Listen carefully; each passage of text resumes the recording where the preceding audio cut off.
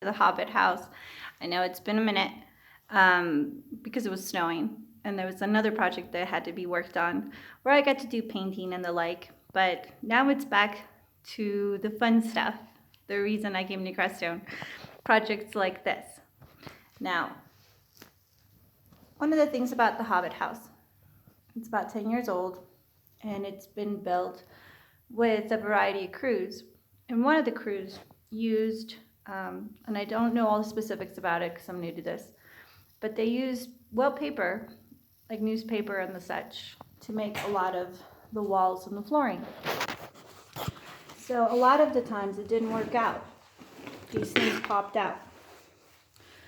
And now we're redoing the floor as properly as we possibly imagine we can, which I'm pretty sure will be solid, because we're taking our time with it and we're being specific, and Electrum is awesome at teaching me how to do this. So one of the reasons that I'm pretty darn sure is that these popped out is you can see the paper underneath that, and you can see where the cement was placed, kind of plopped on, but not really spread across the entire tile.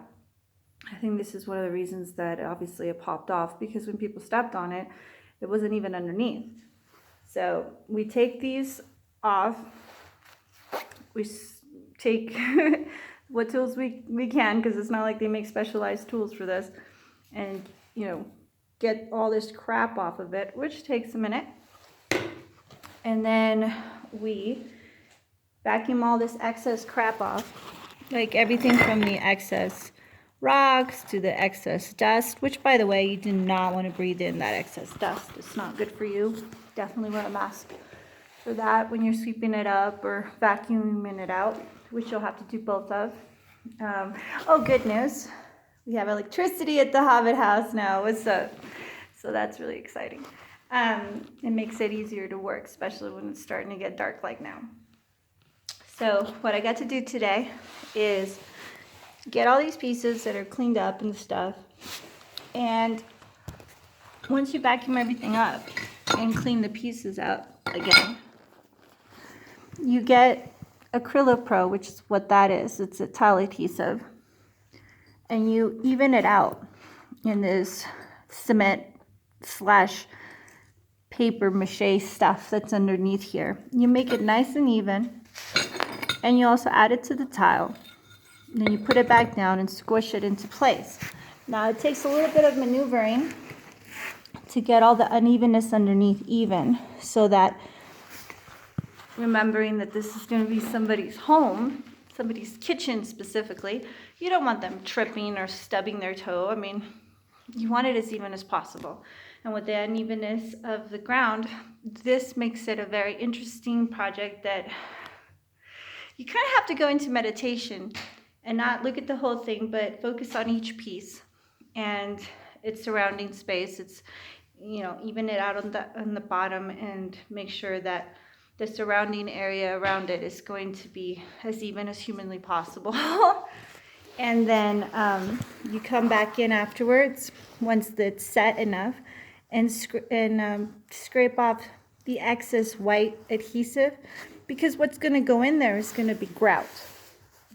So when I did this the first time a couple of weeks back, it's messy, and so I didn't have quite the right amount of stuff, like napkins and rags and hot water and all that good stuff. But today all that was had, so it goes from a little messy like this to a lot cleaner like this, to save yourself trouble later. The cleanup process will be better if you go on it as you go, if you keep it up as you go. So yeah, just want to give you an update on this floor. I can't wait to show the entirety of the floor done. I know it's going to be absolutely gorgeous with these wood accents. It's so inspiring to be around and work on this house. I just love it. I just absolutely love it. But anyway, that's it for now. I only get to work on this on Tuesdays and Sundays, which are my days off from my other work. So expect updates on those days. All right, guys. Hasta luego. Adios.